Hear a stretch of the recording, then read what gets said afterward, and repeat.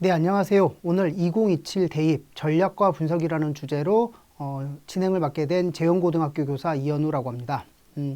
우리 학부모님들과 학생들 대입을 앞두고 되게 고민이 많을 텐데요. 오늘 다룰 주제는요. 그 주제를 조금 더 희석시킬 수 있고 그리고 조금 더 전략을 좀 더 잘 세울 수 있도록 하는 차원에서 전체적인 주제를 좀 다루려고 생각하고 PT를 구성을 했는데요. 끝까지 잘 들어주시면 좋을 것 같습니다. 많은 학생들이 아무래도 수시가 좀 마음에 들지 않는다라는 이유로 무작정 정시라고 이렇게 생각하는 학생들도 있는데요. 왜 정시로 가야 되는지, 그리고 수시에 대한 또 내가 놓치고 있지 않는 부분, 그런 부분까지도 제가 좀 생각해 보면서 진행을 하려고 하니 마지막까지 잘 들어주시면 고맙겠습니다. 일단 먼저 우리 대학에서 선발하고 싶은 학생들은 어떤 학생일까요? 네, 많은 부모님들이 성실하거나 노력하는 학생들 이렇게 생각하는데 불변의 진리가 하나 있죠. 공부를 잘하는 학생이라는 거죠. 밑에 보시면 이제 서울대학교 같은 데에서도 이렇게 캐치플레이즈를 이렇게 내놓은 게 있는데, 미래를 개척하는 지식 공동체, 미래까지 내다보고, 그리고 개척, 즉 창의적인 학생이기도 하고 똑똑하기도 해야 되고 인성까지 두루 갖춘 학생들을 선발하고 있다. 근데 전제는 뭐죠? 역시 성적이 좋은 학생들을 선발하고 있다는 부분이에요. 누구나 다 알고 있는 사실인데, 이 성적이라고 하는 부분은 되게 상대적인 것 같아요. 성적을 아무래도 또 쉽게 딸 수 있는 상대적으로 유리한 고등학교에서도 학생들이 이제 받을 수 있긴 하겠지만, 때로는 일부 학생들은 성적 내신 따기가 너무 어려운 학교들도 있거든요. 그런 부분에서 본다면 숫자로 쓰여져 있는 등급 이외에 교과 세특이라고 하는 부분도 있거든요. 글로 쓰여져 있는 등급이라고 볼 수 있는 부분인데, 그런 것도 좀 평가를 해보셔야 될 부분이지 않을까. 누구나 다 알고 있는 대답이겠지만 다시 한번 좀 고민해 보셔야 될 부분인 것 같고요. 그러면 한번 웃자고 한번 만들어 놓은 PT인데, 한번 보시면 혹시 사익감으로 누구를 떠올리시나요? 라는 질문을 받았을 때 어떤 평가 요소를 가지고 있으실까요? 다들 이왕이면 잘생기면 좋으니까 비주얼적인 부분도 고민하실 거고, 본업 집중, 즉 경제적인 부분도 아무래도 좀 무시할 수 있는 부분은 아니겠죠. 그리고 인성까지 갖추면 좋겠다라는 생각을 하실 거예요. 이 두 연예인들 참 잘생겼죠, 그렇죠? 차은우와 박보검, 어떤 느낌을 갖고 계시나요? 네, 모든 게 그냥 보기만 해도 흐뭇하지 않나요? 즉 비주얼적인 부분에서 모든 게 다 잊혀져 버리죠. 혹시 저희들도 이런 거 있지 않는지, 그렇죠? 아무래도 성적이 좋으면 다른 모습도 좋게 비춰질 수밖에 없지 않나라는 생각도 좀 가져봐야 될 것 같기는 해요. 그래서 지금 남은 시점에서 지금 한 학기가 남았다면 그 성적 관리하는 게 가장 중요한 부분이지 않을까 싶어요. 그리고 이 중에서 보시는 학부모님들 같은 경우는, 학생들 같은 경우에 이 두 연예인 중에 어떤 연예인이 더 예쁜가요? 더 멋지나요? 보면 사람마다 좀 갈리긴 할 거예요. 이런 부분도 마찬가지인 것 같아요. 대학에서는 일부 대학은 어떤 대학은 붙었는데 어떤 대학은 떨어졌어요. 이게 말이 돼요? 라고 하는 부분이 있긴 하겠지만, 다 보는 관점이 다 다르거든요. 대학에서 보는 관점. 그렇죠? 늘 주관성이 객관성으로 치환되지 않는다라는 부분, 이런 부분에서 출발한다면 좀 다른 관점에서도 볼 수 있지 않을까. 그러면 이렇게 한번 봐볼까요? A 학생과 B 학생, 누가 공부를 잘한 학생일까요? 동일 학교 학생이라면 누구든지 다 A라는 학생을 선택할 것 같아요. 그렇죠? 등급적인 부분으로 봤을 때 올 1등급을 받고 있는 학생. 그러면 다시 이 학생이 기계공학과에 진학하려고 하는 학생이라면 누구를 선발하실까요? 조금 마음이 요동치죠. B도 제법 수학도 잘하고 과학 성적도 좋은데 보니까 국어 사이가 좀 다소 아쉽지만 못하는 거는 아닌 것 같고, B도 염두에 둘 수 있는 그런 학생이라고 볼 수 있겠죠. 그렇다고 해서 A가 못한 걸까요? 그렇지도 않거든요. 근데 하나만 더 볼게요.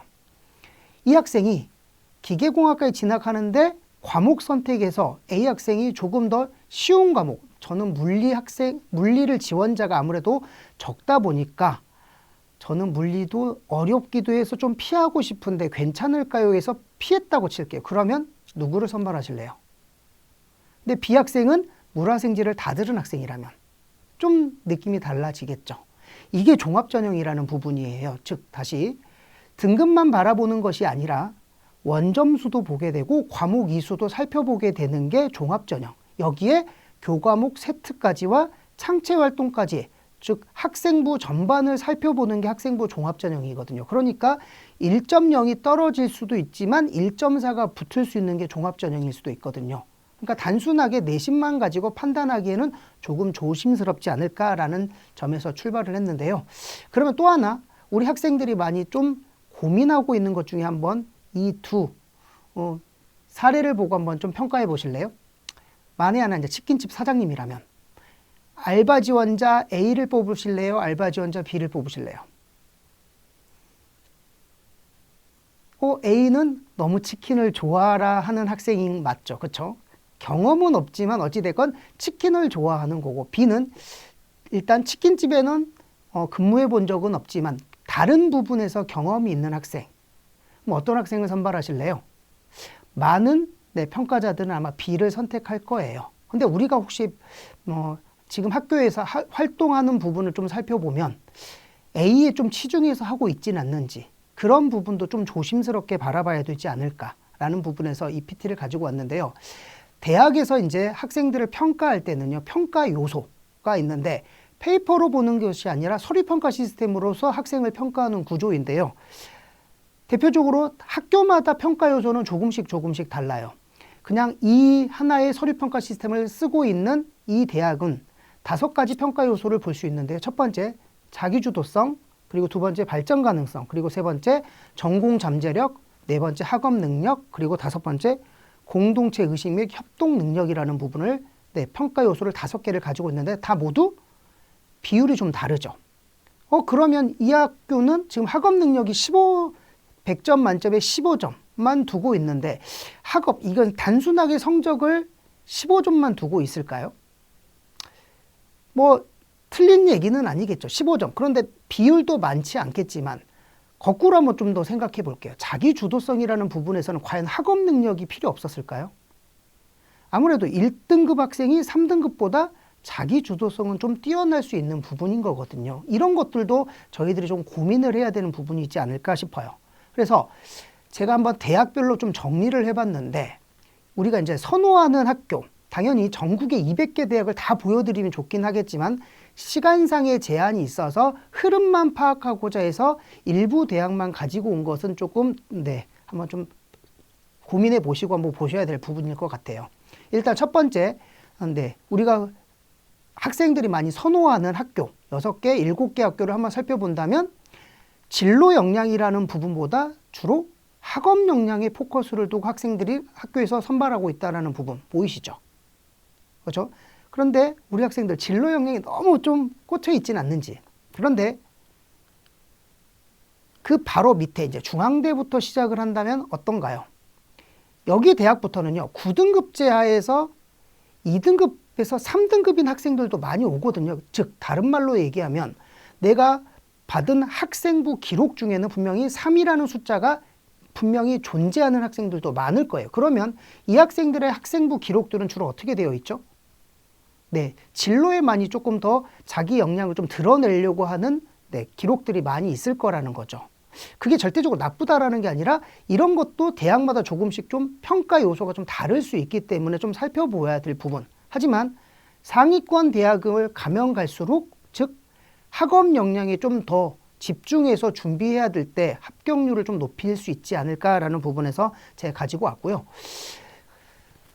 이제 시간이 다 돼서 이제 3학년이라는 시점에서 본다면 이제부터 준비를 해야 되는 시점이잖아요. 그러면 일단 첫 번째 다 아시겠지만 9월 중순에 수시 모집이라는 걸 먼저 시작을 하고요. 그다음에 두 번째, 올해는 일주일이 좀 늦어졌어요. 그래서 작년 2026학년도에는 12월 말에 정시 모집을 모집했다면 올해는 1월 초에 정시 모집을 하고 있다는 부분. 이건 항상 기억해 주시고요. 많은 학생들이 놓치는 것 중에 하나가 수시 모집과 정시 모집만 생각하고 있는데 이거하고 별도로 추가 모집이라는 것도 2월 말에 하기 때문에 이런 부분도 놓쳐서는 안 된다라는 부분도 한번 좀 말씀드리고자 하는 거고요. 다들 알죠? 수시 모집은 6개, 정시 모집은 3개라는 사실은 다 알고 계시는데 이게 좀 차이점은 있어요. 수시 모집에는 예를 들어 서울대도 쓰고 연대도 쓰고 고대도 쓸 수 있지만 정시 모집에서는 네, 나군에 서울대가 있고 가군에는 연대와 고대만 있거든요. 그러면 연대와 고대를 하나만 선택할 수밖에 없는 구조이기는 해요. 그러니까 내가 가군에 하나, 나군에 하나, 다군에 하나만 쓰기 때문에 대학별이라고 하기에는 조금 조심스러울 수도 있다 정도 좀 살펴보셔야 될 부분이고요. 다만 추가 모집은 네, 개수의 제한 없이 즉 TO가 난 만큼 네, 무제한으로 쓸 수 있다는 것도 알아두시면 좋을 것 같아요. 참고로요. 수시 모집에서는 즉 전문대학은 네, 원서 개수 6개에 포함되지 않고요. 네, 산업대학 그리고 특별법에 의해 설치된 대학이라고 한다는 얘기는 즉 이제 사관학교나 경찰대 그리고 카이스트와 같은 그런 특성화 대학 같은 경우에는 포함되지 않기 때문에 수시에 붙었다고 하더라도 정시의 원서를 다시 쓸 수 있는 그런 것도 있기 때문에 참고해 주시면 좋을 것 같아요. 오늘로서 이제 수능이 245일 남았거든요. 방금 앞서서 말씀드렸지만 수시 원서 접수는 꼭 기억하셔야 될 것 같아요. 9월 7일부터 9월 11일까지 원서 진행이 되기 때문에 작년과 비슷한 네, 그 시기에 접수를 받고 있다 정도는 다 알고 계실 것 같은데 올해 수능이 작년과 다르게 좀 6일 뒤로 밀렸어요. 일반적으로 수능은요. 세 번째 주 목요일 날 보거든요. 11월. 그러다 보니까 12일보다는 19일이 더 적당한 거죠. 그런 부분에서 6일이 밀리다 보면 정시 원서 접수가 작년 연말에 끝냈던 걸 올해는 1월 4일까지 가야 되는 즉 가급적 그죠? 올해 수시에서 많이 합격하면 좀 좋겠다라는 생각을 가져보지만 혹시 실패하더라도 정시 조금 시간이 길어지더라도 이때 좋은 결과를 있기를 바라겠습니다. 지금 현재 오늘 발표할 내용들은요. 가장 기본이 뭐냐면 작년 4월에 발표했던 대학별 입학전형 시행계획을 기준으로 말씀드려야 돼요. 다들 보셨죠? 좀 살펴보셨죠? 여기에 문제점은 한 가지가 있어요. 일반적인 정보는 다 담고는 있지만 일부 대학은요, 되게 축약해서 발표한 대학들도 많아서 학생부 반영 방법이나 혹은 면접일이나 논술일 같은 경우에는 좀 기재가 되어 있지 않는데요. 그런 디테일함 같은 경우에는 우리 곧 발표될 6월 1일 발표될 수시 모집 요강을 좀 더 살펴보셔야 될 부분이지 않을까라는 부분. 그래도 어느 정도는요, 대학별 입학전형 시행계획에서 발표한 거를 네, 기본으로 가야 되기 때문에 이게 원칙이거든요. 하지만 그래도 모집 인원이 조금씩 변할 수 있기 때문에 6월 1일에 발표될 수시 모집 요강을 반드시 참고하셔야 된다라는 부분에서 말씀드리고요. 그래도 작년에 발표했던 전형을 기준으로 좀 말씀드리면 계속 수시 모집은 계속 증가하고 있다는 사실, 즉 70%에서 이제 80%까지 네, 수시 모집에서 선발하고 있다는 부분. 네, 되게 어찌 보면 긍정적인 부분일 수도 있고요. 정시 준비하는 학생들에게는 조금 더 타이트하게 좀 들어갈 수 있는 부분이지 않을까. 그런데요, 이거는요, 전국의 대학을 기준으로 본 거고요. 우리가 이제 많은 학생들이 우리가 살고 있는 곳이 여기 성북구다 보니까 수도권에 아무래도 많이 가고 싶어 할 부분일 것 같은데 수도권은 네, 그래도 수시를 많이 뽑지만 상대적으로 네, 정시가 인원이 좀 많이 늘어난다라는 사실. 즉 34.2%에 해당하는 학생을 선발하고 있다라는 부분인데요.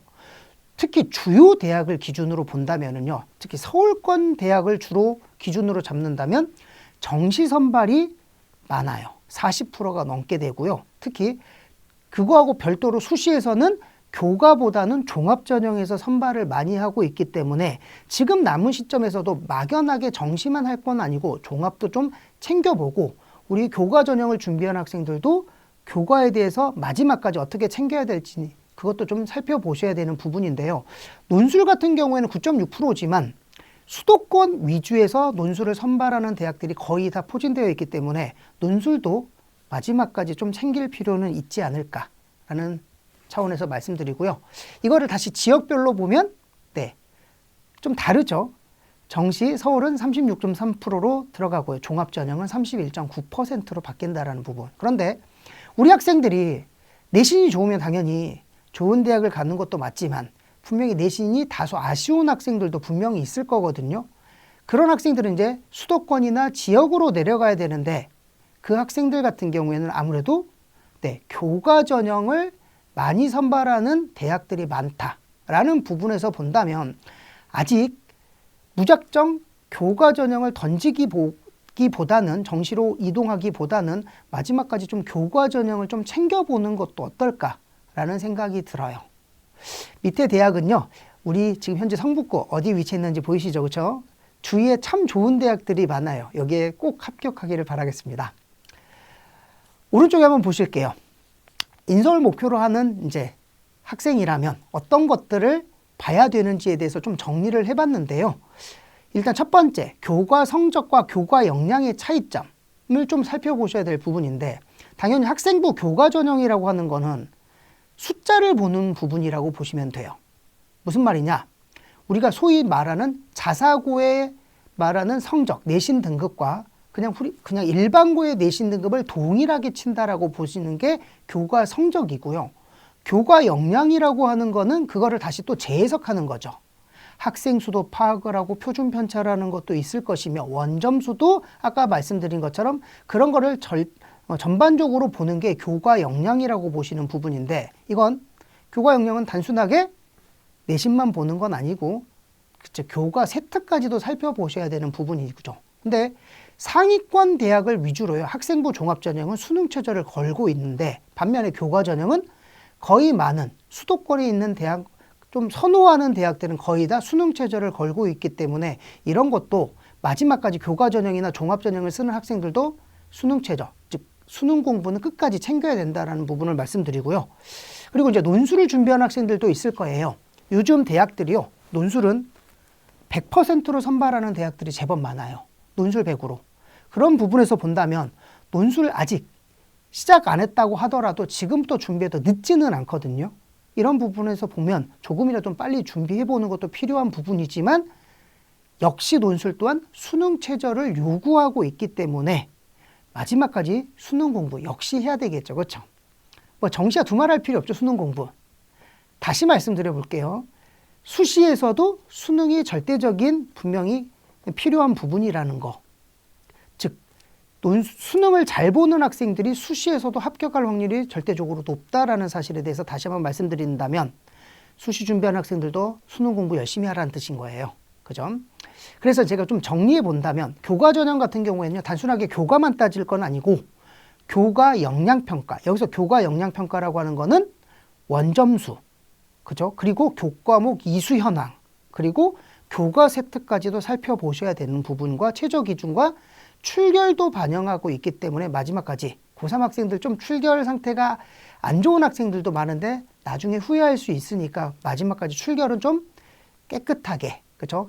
하는 게 좋을 것 같아요. 그리고 두 번째 종합전형 같은 경우에는 당연히 앞에 말씀드린 교과 역량평가 당연한 거죠. 그죠? 근데 가장 중요한 게 이 중에서도 교과 이수 현황이라는 부분은 되게 큰 몫을 차지하고 있기 때문에 이것도 좀 잘 살펴보셔야 되는 부분이겠고 역시 종합전형은 아무래도 면접을 보는 대학들이 제법 많기 때문에요.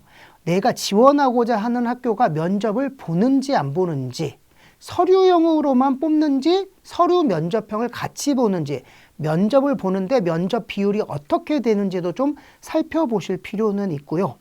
상위권 대학 위주로 최저 기준이 설정되어 있다는 거 좀 전에 말씀드렸죠. 그래서 이런 것도 좀 보셔야 될 부분 같아요. 뭐 논술 방금 말씀드렸는데 요즘 논술 인원이 표면적으로는 감소는 했어요. 하지만 논술 인원은 계속 좀 증가하고 있는 추세인 건 맞아요. 약수령 논술이 등극하면서 많은 학생들이 그쪽으로 좀 이동하는 경향이 있다 보니까 학생들이 논술로 좀 쏠림, 즉 뒤에서 말씀드리겠지만 경쟁률이 전년도보다 좀 증가했다라고 보면 되거든요. 이런 것도 보시면 될 것 같고요. 올해 같은 경우에는 이제 동국대 같은 경우가 대표적인 케이스인데요. 수능에서도 수능만 선발하지 않고 학생부를 반영한다라고 얘기를 했기 때문에 상위권 대학을 위주로 지원하고자 하는 목표를 하는 학생이라면 역시 학생부 마지막까지 챙기라는 말씀을 드리고 싶네요. 이거는요, 이제 우리가 선호도가 좋은 높은 대학들을 위주로 제가 좀 정리를 해봤는데요. 상단을 한번 왼쪽을 한번 보시면요. 왼쪽에서는 교과 전형, 그리고 가운데는 종합 전형, 그리고 논술 전형, 정시는 가군, 나군, 다군. 여기 한눈에 보이시죠? 이 부분에서 보시면 첫 번째 교과 전형을 먼저 살펴볼게요. 교과 전형이 종합 전형의 인원보다는 조금 적죠. 일단 첫 번째, 그래서 종합 전형 인원이 많이 선발하고 있다는 부분. 근데 일단 교과 전형 먼저 살펴보면 이 파란색은요, 지역 균형이라고도 하고 학교장 추천 전형이라고도 하는데요.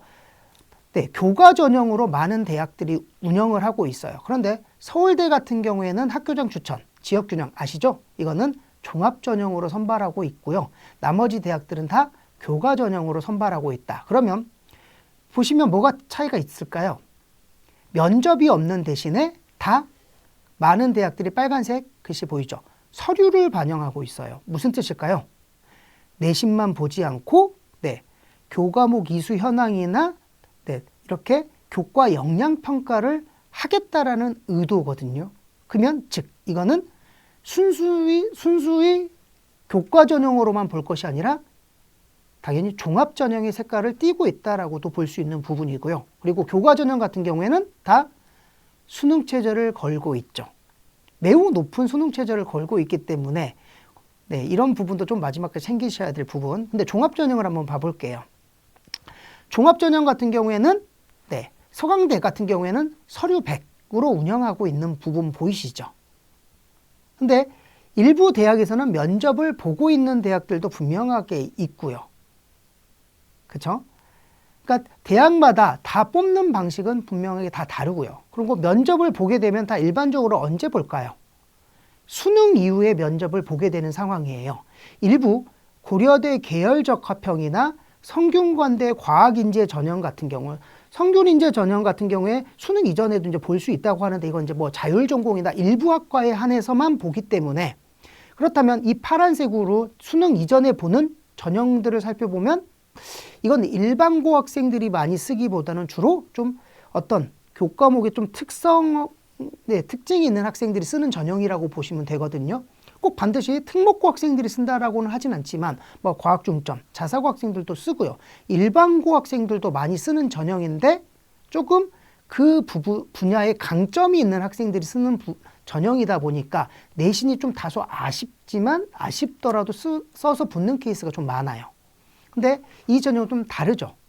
이 전형을 제외하면 나머지 전형들은 모두 수능 이후에 면접을 보기 때문에요. 내가 수능을 잘 봐서 정시에 충분히 갈 수 있다면 굳이 이 면접을 참석할 필요는 없겠죠. 이렇게 해서 수능 전에 합격하는 것보다 수능 이후에 내가 선택할 수 있는 대학이 많기 때문에요. 납치된다 그런 표현보다는 이것도 하나의 패를 들고 내가 수시와 정시를 좀 어떻게 지원할지를 좀 고민해 보시라는 차원에서 말씀드려야 될 것 같고요. 마지막 이제 논술을 좀 살펴보시면요. 논술은 많은 대학들이 논술 100으로 운영하고 있다는 사실 보이시죠? 특히 두 번째는 수능 최저를 운영하고 있다는 거. 그러면 논술 준비하는 학생들은 그죠? 논술에 좀 영향력이 상대적으로 크고 수능 공부를 열심히 해야겠다는 생각이 딱 와 닿을 것 같아요. 그럼 일부 대학에서는 학생부를 반영하는데 이게 영향력이 있나요? 이 경우는요, 되게 이제 좀 상대적인 것 같아요. 어찌 보면 동점자 같은 경우에는 분명히 비슷한 라인에서는 영향력이 있을 수 있는데요. 근데 성적이 월등히 뛰어난 학생들이 과연 학생부를 반영하면서 이렇게 쓸까요? 종합전형도 있고 교과전형도 있잖아요. 그러면 아무래도 좀 만족스럽지 못한 학생들이 쓰는 게 맞잖아요. 그런 부분에서 본다면 학생부의 영향력보다는 논술의 영향력이 상대적으로 크다라고 볼 수 있는 부분인 것 같고요. 또 이후에 이제 서울에 있는 대학에 숭실대부터 이제 여대까지 포함을 한다면 이 대학을 위주로 보면 교과 전형은 어떻게 되어 있죠? 서류를 반영하기보다는 교과 100으로 운영하고 있기 때문에 여기 숭실대부터는 즉 내신 관리에 조금 더 방점을 찍어 준비를 해야 되지 않을까. 그리고 많은 대학들이 수능 최저를 역시 걸고 있다라는 사실. 일부 대학, 즉 세종대 항공시스템공학 같은 경우에는 특별 모집 단위가 되긴 하겠고 명지대만 유일하게 교과 면접을 실시하는 대학인데 이 대학을 제외한다면 다 모든 대학들이 면접이 없는 교과 100으로만 선발하고 있다. 첫 번째 살펴보실 수 있겠죠. 종합전형을 한번 볼까요? 많은 대학들이 수능 이후에도 보지만 수능 이전에 이제 보는 대학들이 광운대부터 보이기 시작하죠. 그러면 여기 대학은 이제 고민을 해야 될 것 같아요. 내가 내 정시에서 충분히 경쟁력이 있다면 광운대에 면접을 갈지 말지, 이걸 쓸지 말지에 대한 고민이 이제 들어갈 수 있는 부분이긴 하겠지만 아무래도 좀 성적이 다소 아쉽다면 일단 수능 이전에 대학에서 정해놓은 면접 일자이기 때문에 반드시 참가는 해야 되겠죠. 이런 부분에서 본다면 면접 일자, 전훈지는 반드시 좀 보시고 대학을 결정하는 것도 하나의 팁이지 않을까라고 생각이 들고요. 두 번째는 종합전형에서는 수능 최저가 약대를 제외하고는 여기 숭실대부터 동덕여대까지는 수능 최저가 없다라는 부분 보이시죠? 그죠? 그래서 종합전형은 상위권 대학의 일부 대학만 수능 최저가 있고, 그 이후 대학들은 수능 최저가 대다수는 없다 정도 좀 보실 필요는 있는 것 같아요. 그죠? 역시 논술도 수능 최저가 있는 대학과 없는 대학들이 이제부터 좀 상이하게 좀 존재하는 부분인데요. 여기도 논술 100으로 선발하는 대학들이 점점 늘어나고 있다 정도 좀 살펴보시면 되지 않을까. 근데 여기서부터는요, 정시가요. 대학들이 가군에서도 나군에서도 다군에서도 좀 많이 선발을 하는 반면에 그래도 아직까지는 이급 대학들은 가군과 나군에서 많이 선발하고 있다 정도 좀 살펴보시면 될 것 같고요. 뭐 서경대 같은 경우에 보시면 가, 나군보다는 좀 다군에서 많이 선발하고 있죠. 그러다 보니까 서경대는 다군 경쟁률이 상대적으로 좀 높게 나타나요. 왜냐하면 다군에서 뽑는 대학들이 없다 보니까 다군 경쟁률 서경대가 좀 높게 나타난다. 그렇죠? 이렇게도 보셔야 될 부분일 것 같아요. 그러면 이제부터 본격적으로 가면요. 2027학년도 대입 무엇이 달라질까요? 전년도하고요. 많이 달라지지는 않아요. 그러면 하나씩 좀 살펴보도록 할게요. 첫 번째, 2026학년도부터 이제 학교폭력 많이 주로 좀 다뤄지게 됐죠. 이 부분 다 알고 계실 건데 뒤에서 하나씩 좀 말씀드리고요. 두 번째, 자율전공. 이것도 작년에 나왔어요. 자율전공도 유형 1이라는 게 있고 유형 2라고 하는 부분이 있는데요.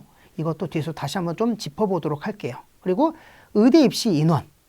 우리하고는 좀 상관없을 수 있는 부분이지만 지역대, 우리가 지역 의대 입시가 지난주에 발표가 됐었죠. 정원이 지역의사제. 그거하고 관련돼서도요. 뒤에서 좀 살펴보도록 할 거고요. 역시 수능 최저의 변화가 있는 대학들이 제법 있어요. 하지만 많은 대학들이요. 크게 변한 거는 없이 그대로 갔다. 그런데 이제 마지막에 가장 좀 어려운 부분이죠. 사탐론. 그렇죠? 이 부분과 관련돼서는요. 할 얘기가 참 많은데 뒤에서 조금 더 깊이 있게 좀 다뤄보도록 할게요. 그런데 이제 좀 걱정이 많을 거예요.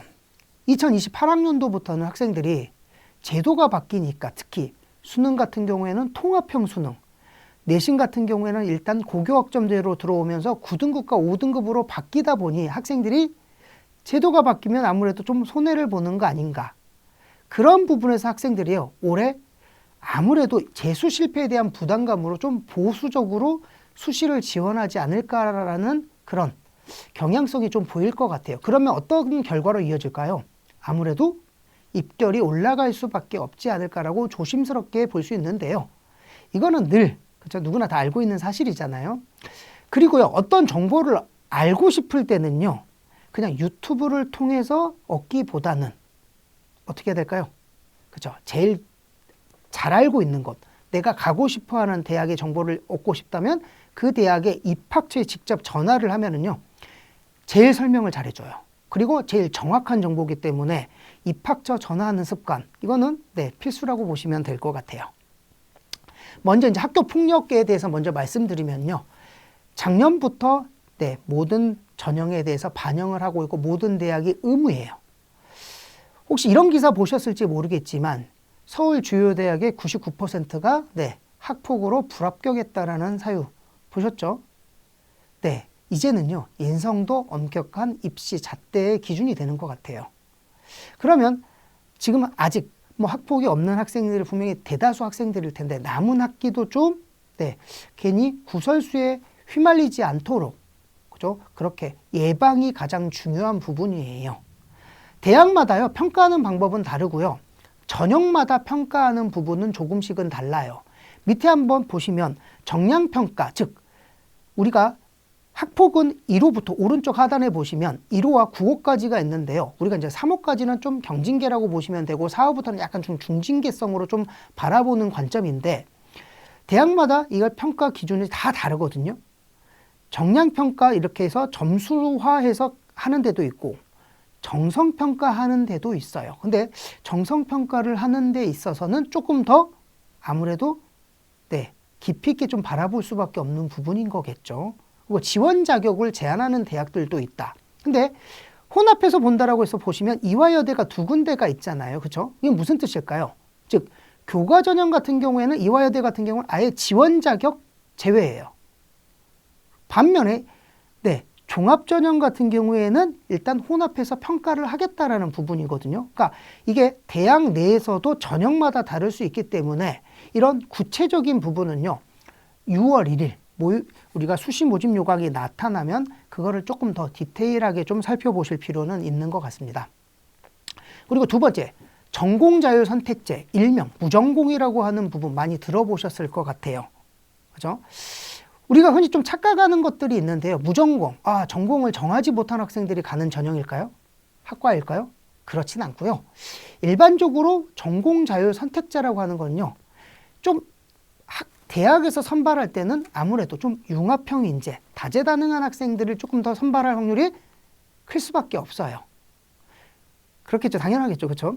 이런 부분에서 본다면 조금 더 학생들이 그냥 전공을 정하지 못했다라고 하기보다는 다양한 학교 활동도 여러 개는 했지만 전공이 딱히 지금 어떤 거를 해야 될지 다 뭐 탐색 중에 있는 학생들한테 유리한 이런 무전공을 선택할 때 유리하다라고 보면 더 좋지 않을까 보는데 수도권과 비수도권 주로 수도권에서는 수시와 정시가 고르게 선발하고 있거든요.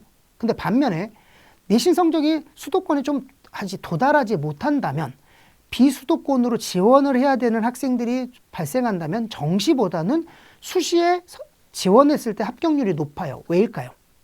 일단 전공 자율 선택제의 모집 단위는요. 일단 모집 인원이 많아요. 즉 모집 인원이 많다라는 뜻은 아무래도 끝선이 길어질 수가 있기 때문에 최초 합격자의 성적은 높을지 모르겠지만 추가 합격자까지 생각한다면 성적이 조금 다소 떨어질 수 있기 때문에 비수도권, 수도권도 역시 마찬가지겠지만 좀 전략적으로 제 3회 기회로 조금 한번 생각해 보는 것도 어떨까라는 부분이고요.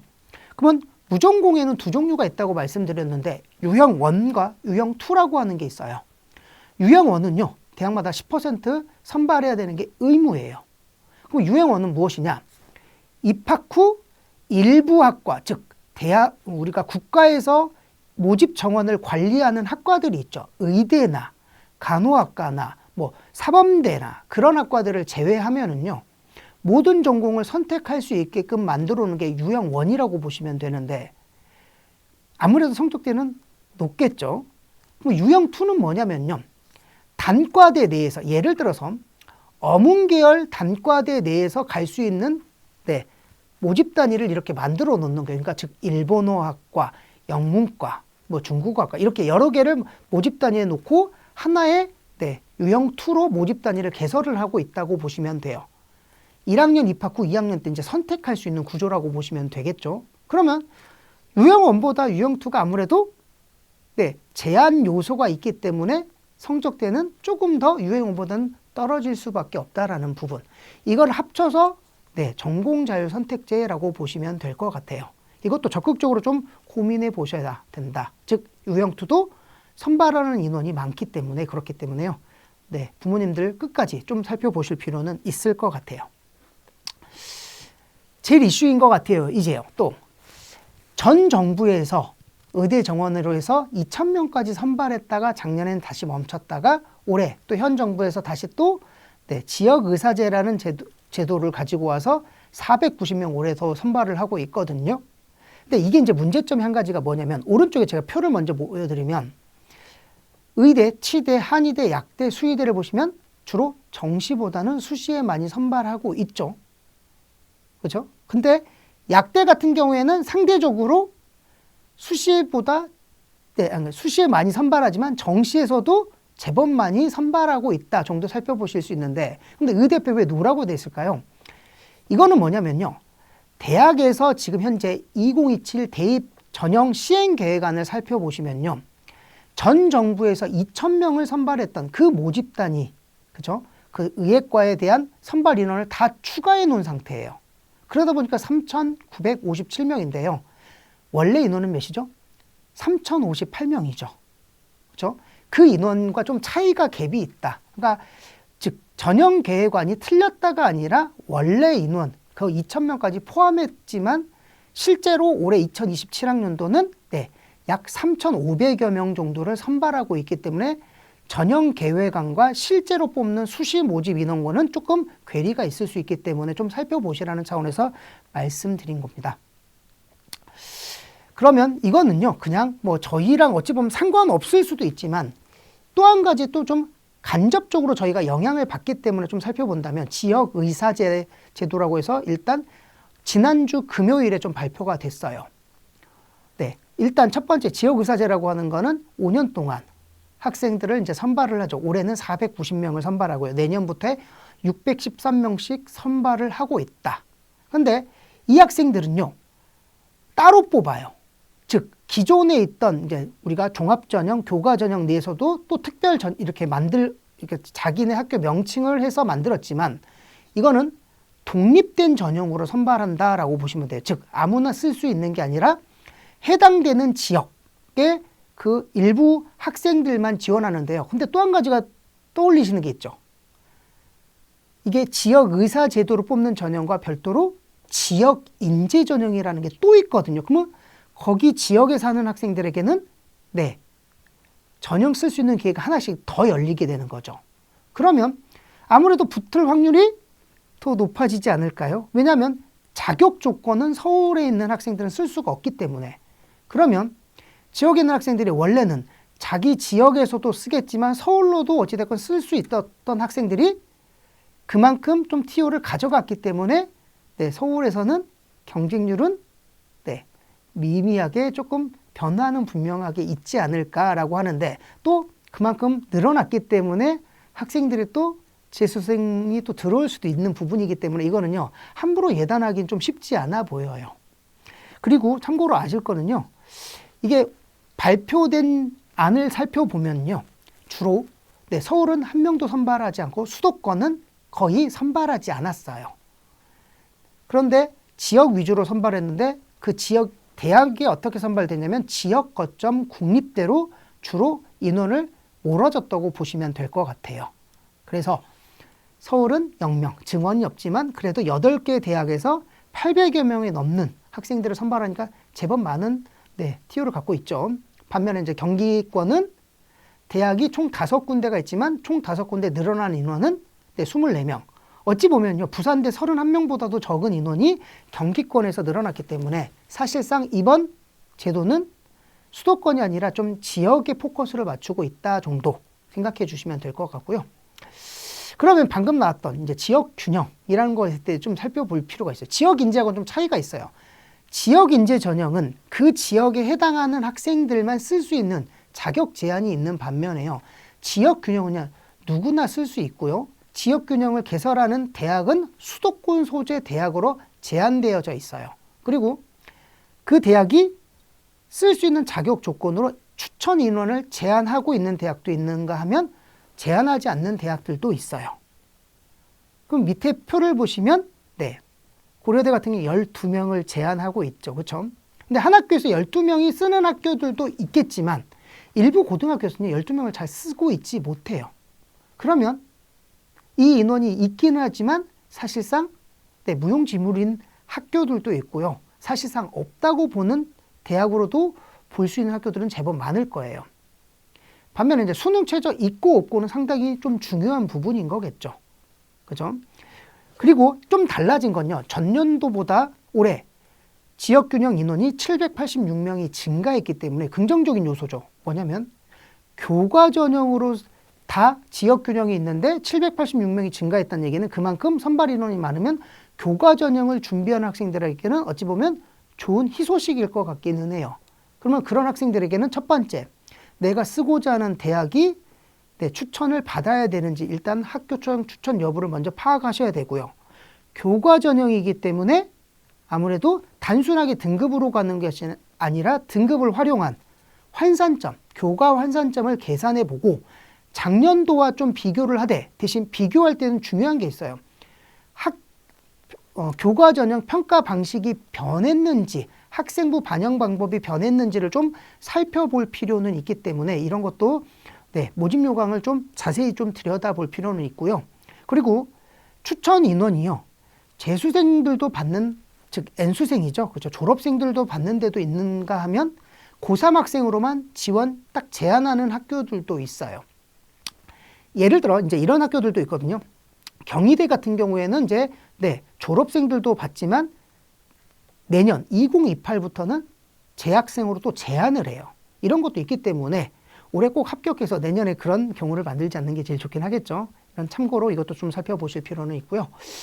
그리고 또 가장 큰 이슈가 되는 부분인 것 같아요. 특히 게임 체인저죠. 정말. 사탐론. 아마 지금 이 영상을 보고 있는 학생들도 이것에 대해서 되게 고민이 많고 지금 현재 준비 중인 학생들도 많을 거예요. 특히 자연계열 학생들. 현재 저 같은 경우에도 지금 현재 3학년 담임을 맡고 있는데 저는 자연계열 학생 반을 맡고 있거든요. 근데 저희 반 사실상 과연 자연계열 학생이 맞나라고 할 만큼의 사탐을 많이 선호하고 있어요. 지금. 두 과목 모두 사탐을 하는 학생들이 있는가 하면 한 과목 사탐, 하나는 과탐하는 학생.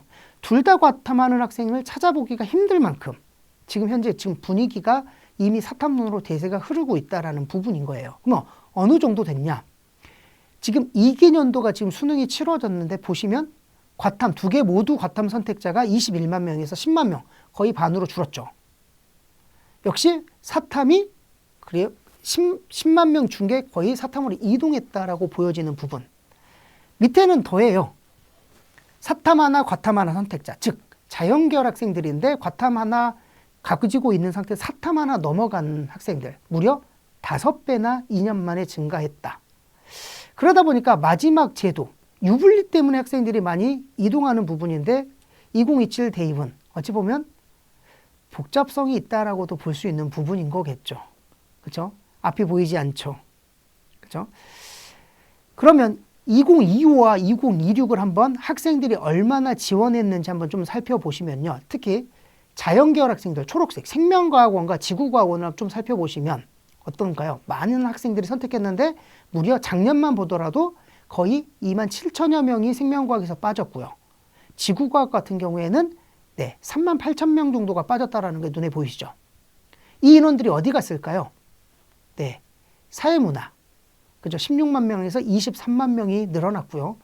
생활과 윤리도 무려 거의 한 4만 명이 늘어난 거 보이시죠? 지금 현재 이 분위기를 올해는 좀 더 가고 있는 것 같고요. 대학에서 특정 대학, 서울대 같은 경우를 제외하고 의대 같은 경우를 제외한다면 인문, 자연 할 것 없이 그냥 과목이 지금 현재 열려 있기 때문에 사탐론, 지금 아이들이 많이 옮겨가고 있는 부분인데요. 근데 중요한 부분은 있어요. 정시로 가게 되는 경우에는 특히 가산점이 있기 때문에요. 이런 것도 고민해 보셔야 될 부분이 있지 않을까. 다시 좀 세분화해서 한번 볼까요? 많은 학생들 방금 보셨지만 1년만 보도록 했지만 2년만 보면 지구과학 거의 5만 명이 빠졌고요. 생명과학도 4만 5천 명 가까이가 학생이 좀 사탐론으로 이동을 했는데 반면에 사회문화 같은 경우는 많이 늘어났죠. 2배 가까이 늘었거든요. 2년 만에. 생활과 윤리도 6만. 그러면 여기서 많은 학생들 지금 현재 고민하고 있는 것 중에 하나가 사회문화일 것 같아요. 사탐론으로 이동하는 학생들의 거의 약 72% 학생들이 사회문화를 지금 선택하고 있어요. 그러면 왜 사회문화라는 그런 블랙홀로 좀 빠져들고 있을까요? 답은 명확하죠.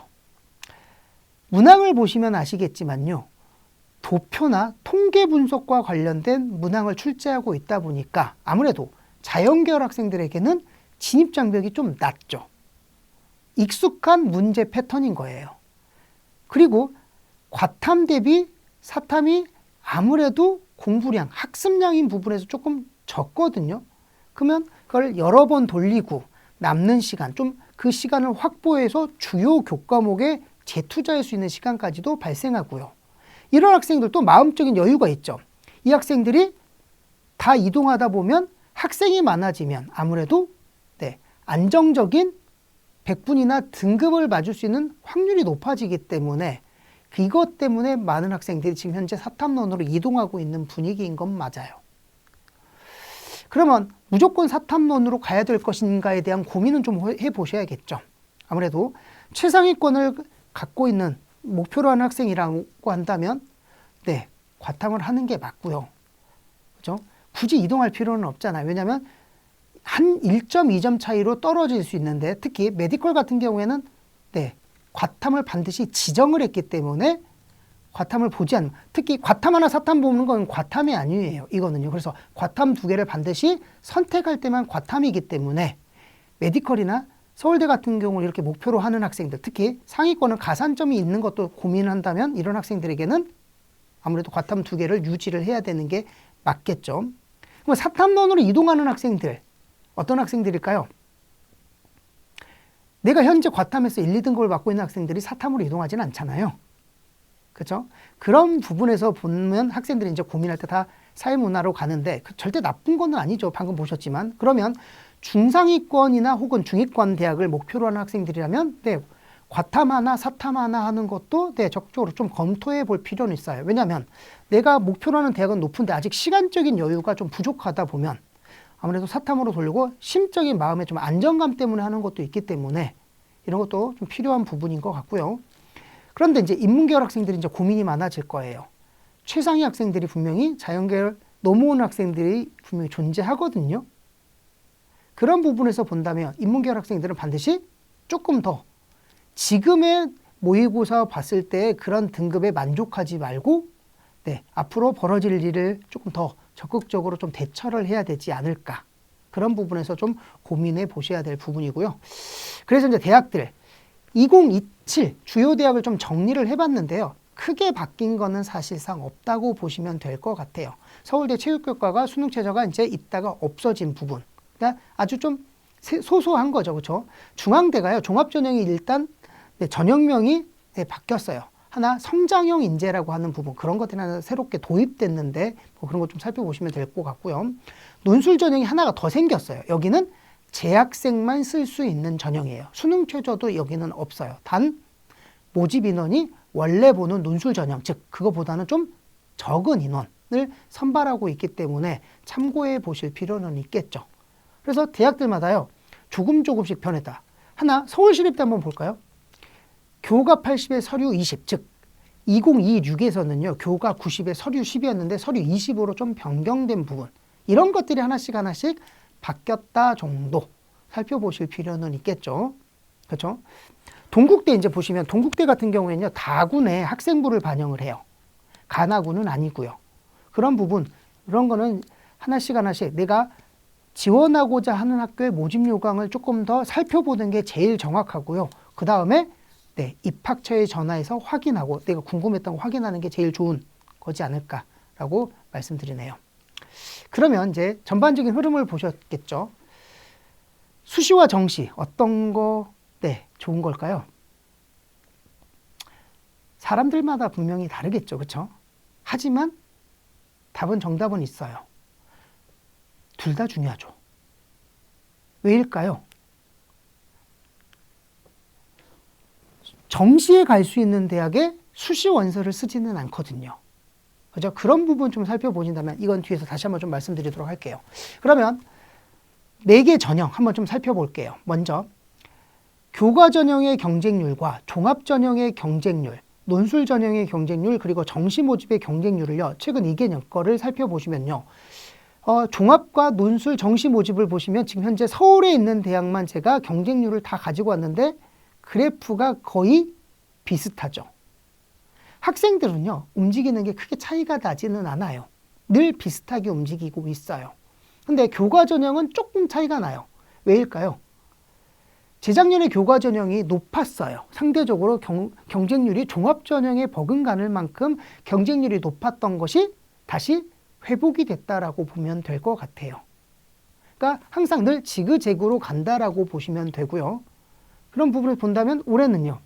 교과 전형도 경쟁률 분명히 조금 소폭 오르지 않을까요? 이런 부분에 좀 접근할 수 있는 부분인 것 같고요.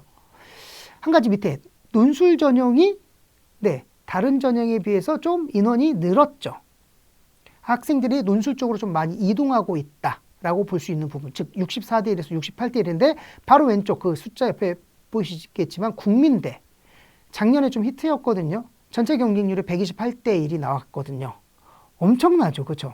이게 이제 약수령 논술에 이제 등극하면서 아이들이 많이 지원하게 된 계기인 것 같고, 특히 수능 이후 2주 뒤에 보다 보니까 아이들이 좀 심적인 여유도 있었고요. 그리고 2개 합 6이라는 수능 최저도 맞출 수 있다는 그런 좀 자신감을 보이는 학생들이 많았던 이유에서 이게 경쟁률이 이렇게 높게 나타났다라는 사실 살펴보시면 되고요.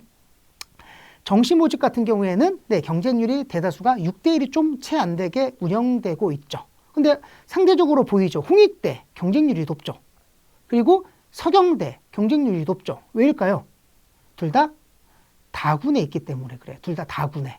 그러니까 이런 것들도 그냥 단순 경쟁률만은 볼 건 아니고 다군에 있어서 굉장히 높구나도 좀 살펴보실 필요는 있지 않을까라는 부분에서 말씀드린 거고요.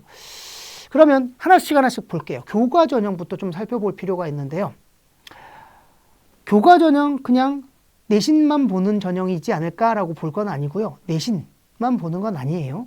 아까 말씀드린 것지만 서류까지 보는 대학이 상위권 대학이 좀 많이 있고요. 일부 대학에 한해서, 즉 아까 명지대도 보셨지만 그렇고 가천대도 그렇고요. 일부 대학에서는 면접을 보는 대학들도 있거든요. 이때 면접 보실 때 비율도 보셔야 돼요. 그리고 면접 이전에, 즉 수능 이전에 보는지 수능 이후에 보는지도 좀 살펴보셔야 될 부분이겠죠. 그리고 이제 어머님들께서 혹시 학생들한테 또 가장 늘 고민하고 있는 것 중에 하나가 등급 가지고만 판단을 하는데 대학마다 조금씩은 달라요. 어떤 대학은요. 내가 잘한 교과 10과목만 반영하는 대학도 있어요. 대표적인 학교가 동국대가 그렇죠. 근데 동국대는 조금 교과 전형이긴 하지만 종합 전형 색깔이 조금 더 강한 학교이긴 하지만요. 왜냐하면 서류 30% 영향력이 상대적으로 크거든요. 교과의 영향력은 별로 없어요. 그런데 가까운 신한대학교라고 들어보셨죠? 신한대학교 같은 경우에도 교과목 개수가 10개밖에 반영하지 않아요. 일부 대학에서는요. 진로 선택 과목을 A 맞으면 1등급으로 쳐주고 B 맞으면 3등급으로 쳐주는 학교. 이러다 보면 10과목에서도 진로 선택 과목으로 성적이 많이 올라갈 수도 있거든요. 그런데 일부 학부모님들께서 1학년 때 반영 비율은 어떻게 되고 2학년 때 반영 비율은 어떻게 되나요? 라는 이런 질문들을 많이 하는데요. 요즘 대학들은 학년별 반영 비율보다는 이렇게 반영 과목을 가지고 활용해서 학생들을 선발하고 있기 때문에요. 좀 디테일하게 보실 필요는 있고요. 그런데 거의 교과 전형 같은 경우에는 종합 전형하고 거의 동일하게, 그러니까 정시 모집과 동일하게 작년 성적에 좀 많이 기인하는 성향이 있어요. 그래서 대학에서 공개하는 합격자 등급 컷, 그리고 경쟁률을 반드시 좀 살펴보시고 지원해 주실 필요가 있는데요. 다시 한번 제가 교과 전형을 좀 정리해 보면 보이시죠?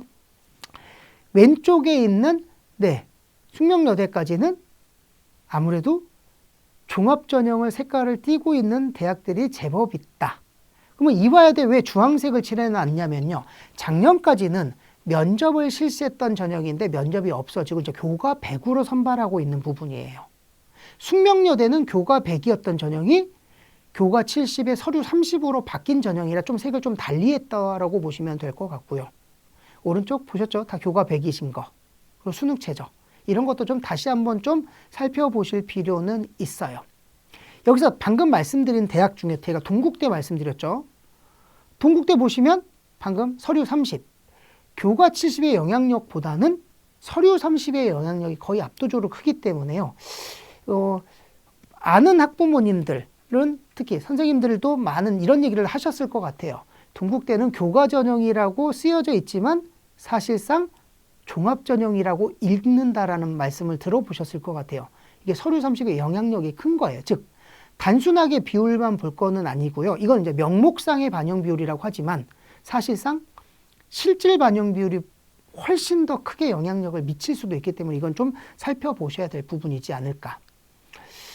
이거를 제가 이제 2026학년도 기준으로, 그러면 왜 2027은 없나요? 라고 할 수 있는 부분인데요. 일부 대학에서는 2027학년도 학생부 반영 방법을 아직 제공하고 있지 않아요. 그래서 일관성이 좀 떨어져서 그냥 2026학년도로 제가 가지고 온 부분인 거니까 한번 좀 살펴보신다면 한번 한양대를 먼저 좀 살펴볼게요. 진로 선택을 반영하지 않죠. 단순하게 국수영사과만 한국사까지 포함해서 반영하죠. 근데 윗대학들은 그 바로 위에 있는 성대나 서강대는 전과목을 반영하고 있어요. 반면에 중앙대 한번 볼까요? 국수영사과를 반영하는데 진로 선택 과목을 10% 반영하는데 A는 1등급, B는 3등급을 반영하죠. 그런데 경희대 한번 볼까요? 역시 국수영사과를 반영하지만 진로 선택 과목이 20% 반영하는데 B가 이번에는 3이 아니라 4등급은 정확하게 아니고 4등급에 준하는 성적을 점수를 주고 있다는 부분. 대학마다 조금씩 다르죠. 한국외대가 좀 특별하죠. 과목별로요, 비율을 주고 있어요. 과목별로. 그리고 이 학생은 B글 2등급까지도 주고 있죠. 어렵죠. 교과 전형도 그러니까 단순하게 등급으로 가는 거는 아니거든요, 사실상. 어떤 조합에 따라 내가 유리할 수도 있고 불리할 수도 있어요. 그럼 이걸 어떻게 확인할 수 있을까요? 걱정하지 마실 건요. 서울시 교육청에서요. 센진학이라고 하는, 부모님들은 센진학 나침판이라고 하는 이런 어플이 있는데 그걸 다운받으시면 우리 학생 성적을 넣게 되면요. 여기 교과 환산식을 계산해서 그 대학별 환산식을 보여주고 있고요. 그 시기쯤 되면은요. 즉 수시 원서 쓸 때쯤 되면 모집 요강이 발표되고 나서 교과 환산식을 이제 계산할 수 있는 체제가 나타나면 내 아이의 성적, 즉 입력하게 되면 그 학교에 맞게 환산 점수가 제공이 되고 있어요. 이게 보이시죠? 이 프로그램은요, 이제 교사용 프로그램이다 보니까 담임 선생님과 상담하면 이 점수를 확인할 수 있을 것 같아요. 여기 보시면 오른쪽 제일 익숙한 게 등급이잖아요. 대충 이 정도 학생들이 갈 수 있다라고 해서 50% 컷, 70% 컷을 제공하고 있지만 이건 등급인 것 뿐이고 대학에서 선발할 때는 등급을 활용해서 점수를 매겨서 교과 환산점으로 선발을 하고 있다라는 부분. 그러면 대학마다요. 어떤 대학은 600점, 어떤 대학은 1000점 만점 이렇게 하고 있기 때문에 다 달라요. 그래서 그냥 이거를 등급으로 바꿨다. 근데 이거를 내 현재 가지고 있는 등급을 가지고 환산점을 비교해 보면서 작년과 차이가 많이 나는지 이걸 좀 살펴볼 필요는 있겠죠. 밑에 한번 볼까요? 아이유 학생과 한이 학생을 보시면요. 한이 학생은 환산 등급이 2.24인 반면에 아이유 학생은 2.48이죠. 동일하게 숭실대학교 금융학부를 쓰는데 오히려 아이유 학생이 한이보다 환산 점수는 이렇게 높을 수가 있어요. 계산 방법에 좀 차이가 있다 보니까 이런 거예요. 근데 저희들이 좀 간과하고 있는 게 단순하게 등급으로만 치중하고 있기 때문에 이 부분 조금 조심스럽게, 그래서 반드시 담임 선생님과 상담해 보고 작년도와 비교해 볼 필요는 있지 않을까라는 부분에서 말씀드린 거고요. 더 중요한 건요, 시기쯤 되면은요, 그래서 딱 쉽게 찾아볼 수 있게끔 적정, 안정, 소신 이런 것들을 제공하고 있어요.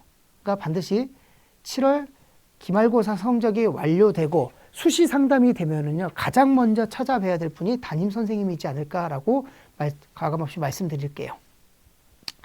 그러면 다 볼 수 있거든요. 그리고 나침반에서도 볼 수 있으니까 반드시 다운받아서 살펴보시면 좋을 것 같네요. 이거는요, 절대적인 수치는 아니고요. 그래서 제일 익숙한 게 등급이잖아요. 그래서 저희가 가지고 있는, 서울시 교육청에서 가지고 있는 센진학이라고 하는 프로그램에서 입결을 등급으로 표현했다고 보시면 될 것 같아요. 이거 즉 네모 박스 안에 윗끝과 아래끝이 주어져 있는데, 즉 네모 박스의 시작점이 25%, 합격자의 25%고 박스의 끝점이 75%라고 보시면 될 것 같아요. 근데 이건 당연히 학과, 우리가 학과라고 하는 건 모집단이라고 얘기하는데요. 학과 모집단위에 따라서 당연히 성적대는 좀 달라질 수 있는 부분이라는 거. 그러면 빨간 줄 보시면 2.5등급 보이시죠? 그죠? 3.5등급에 갈 수 있는 학교 교과 전형에서 만만치가 않죠. 반면에 종합 전형을 한번 볼까요? 2.5등급인데 갈 대학들이 제법 많죠. 보면 서강대 같은 경우 딱 눈에 띄죠. 2.5도 되게 많이 합격을 하네? 라고 볼 수 있는 부분인데 이거는 네, 정말 뛰어난 내신은 좀 다소 아쉬울 수 있지만 학생부 기록이 좋은 학생들도 선발하고 있는 대학들 중에 하나이거든요. 그렇죠? 그러니까 단순 수치로만 볼 거는 아니다. 그러니까 위에 교과 전형으로 보면 엄청 높거든요. 그죠? 3.5등급도 제법 많이 합격을 하지만 그래도 3.5등급까지 내려가면 아무래도 제한을 받게 되는 상황. 그렇죠? 인서울권에 들어오는 게 좀 도전권일 수 있다. 이게 보시면 이제 건대 대표적인 학교 많이 가고 싶어 선호하는 학교들을 뭐 제가 기준을 잡으면 교과 전형 같은 경우 2.5등급 합격자가 없는데요. 이거는 원래는 교과 전형이지만 건대도 종합 전형 색깔을 띠고 있거든요. 근데 학생들이 많이 안 쓰는 것 같아요. 성적에 조금 치중하다 보니까. 그러다 보니까 2등급 내외 학생들이 많이 쓰다 보면 이 정도의 결과를 보이고 있는 반면에 종합 전형에서는 2.5등급 정도 되는 학생들도 선발되고 있죠. 약 0.5등급이 넘게 0.78등급 정도 되는 차이가 보이고 있는 거 보이시죠? 서울과학의대 한번 볼까요? 2.5등급 이내는 합격하는 케이스가 별로 없죠. 반면에 종합전형은 거의 압도적으로 합격하는 거라고 보이시죠? 그럼 이제 부모님 이렇게 생각하실 것 같아요. 나 교과전형 안 쓰고 종합전형 쓸까? 라고 하는 부분이 있는데 좀 조심스럽게 바라보셔야죠. 단순 내신만으로 선발하는 게 아닌 게 종합전형이잖아요. 근데 무조건 내신만 가지고 종합전형이 좀 낮으니까 종합전형으로 접근했다가 오히려 교과전형 쓰면 붙을 수 있었던 것도 종합전형 쓰면 학생부 기록에 따라 떨어질 수 있기 때문에 좀 조심스럽게 바라보셔야 될 부분이지 않을까라는 부분이에요. 그래서 이제 부모님들 많이 고민하시는데 종합전형 지원해도 될까요? 라는 질문 많이 하셔요. 일단 좀 달라요. 전반적으로 전국대학 기준으로 본다면 종합전형 선발 비율은 23%밖에 안 되지만 수도권 대학 위주로 본다면 약 44% 많이 선발하고 있기 때문에 적극적으로 좀 지원하는 게 맞기는 하겠죠. 그러면 종합전형은 어떻게 바라보셔야 되느냐? 아까 보셨지만 종합전형은요. 서류형이 있고 면접형이 있어요. 주로 서류형은요. 면접 없이 이루어지다 보니까 일괄 전형으로 이루어져 있는 전형이라고 보시면 돼요. 그렇죠? 근데 꼭 일괄 전형이 서류형은 아니고요. 일괄 전형 중에서도 면접을 실시하는 학교들이 있어요. 대표적인 학교가 여기 가까운 신한대학교 같은 경우에는 일괄 전형으로 운영하지만 면접과 서류 같이 내신을 같이 보고 있어요. 즉 1단계 없이 그냥 한꺼번에 면접을 지원자들을 다 보고 있는 대학도 있다. 근데 많은 학교들은요. 일괄 전형은 서류 100으로 운영하고 있어요. 그러면 보시면 어떤 느낌이죠? 네. 면접에 대해서 조금 말재주가 없거나 그죠? 서류는 분명히 괜찮은데 그걸 다시 말로 뱉어내는 능력이 좀 다소 아쉬운 학생들은 쓴다면 적극적으로 뽑힐 확률이 높겠죠. 반면에 이제 면접형인 학생은 분명히 다소 내신 좀 부족하지만 그죠? 내가 조금 이거를 말로 설명하고 더 표현을 잘할 수 있는 학생들한테 유리한 전형이라고 볼 수 있는데 전제가 있어요. 면접을 보려면 일반적으로 1단계 서류를 통과를 해야 되는데요. 대학마다 다르죠. 3배수를 보는 학교, 1단계로 5배수를 뽑아서 면접을 보는 학교, 7배수를 보는 학교들이 있기 때문에 이런 것도 좀 내가 지원하고자 하는 학교의 종합전형을 좀 보실 필요는 있고요.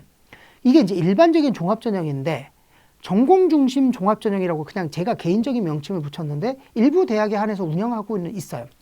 고려대 아까 보신 것처럼 계열적 합평, 특히 성균관대 과학인재 전형 같은 경우에는 좀 특정 교과에 조금 탁월한 학생들이 지원한 학생들 그러다 보니까 내신이 좀 다소 부족하더라도 그렇죠? 그쪽에 좀 탁월하고 교과서 특이랑 워낙 잘 돼 있다 보니까 합격하는 케이스가 존재하는 그런 종합전형도 있다.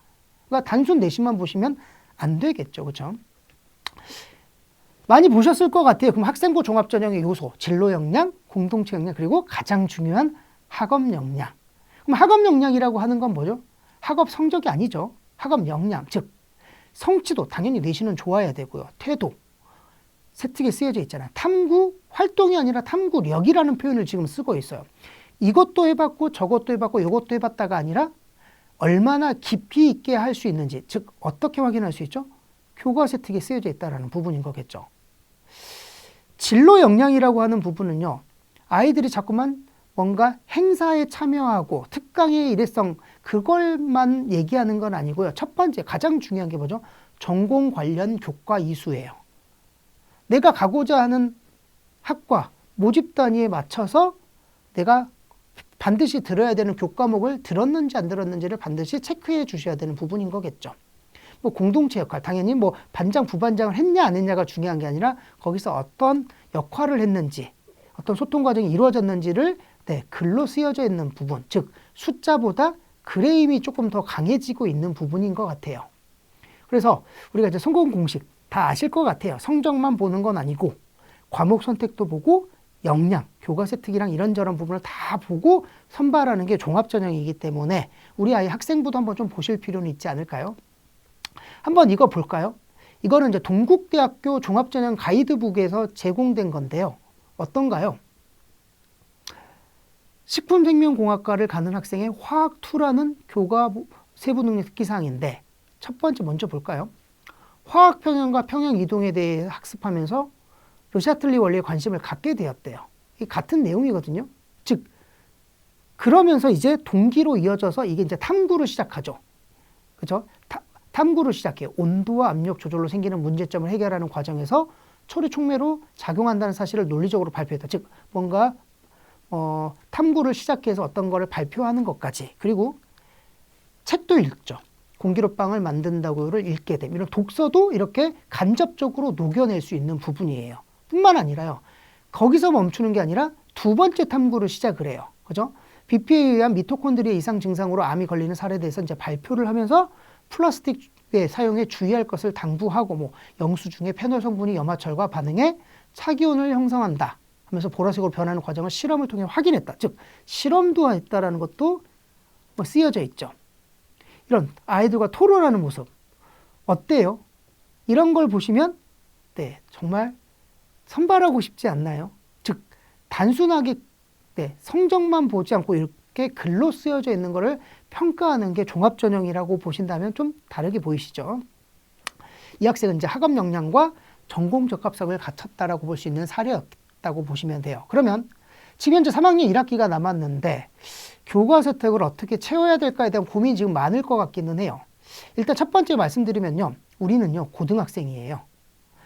그러면 대학교 수준을 하기보다는 고등학교 수준에서 할 수 있는 게 어찌 보면 더 좋아요. 왜냐하면 대학교 수준을 했다는 얘기는 내가 탐구를 했다고 하기보다는 주로 검색하기 바쁘고요. 그러다 보니까 그냥 자료 정리를 해서 보여주기에 조금 급급해질 수도 있어요. 그런 부분을 좀 지양해야 돼요.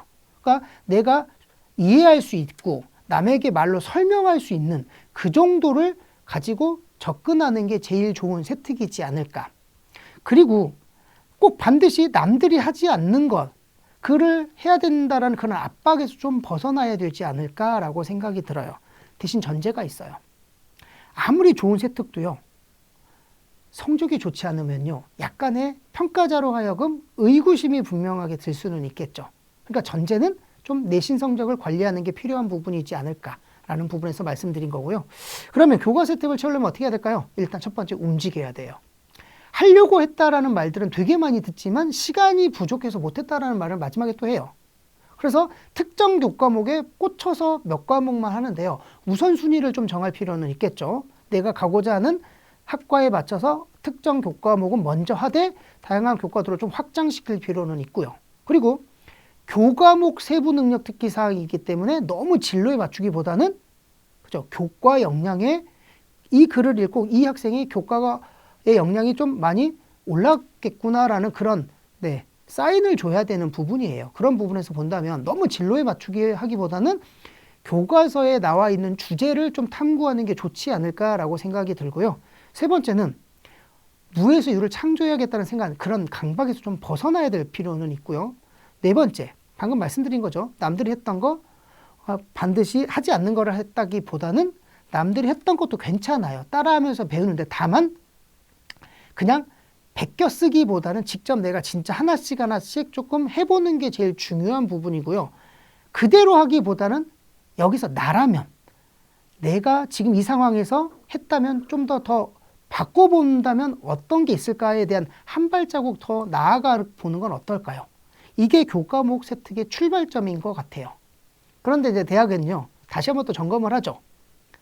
요즘 GPT가 많이 발달하다 보니까, 그죠? 학생들이 제공하는 그거를 확인을 해요. 사실 확인.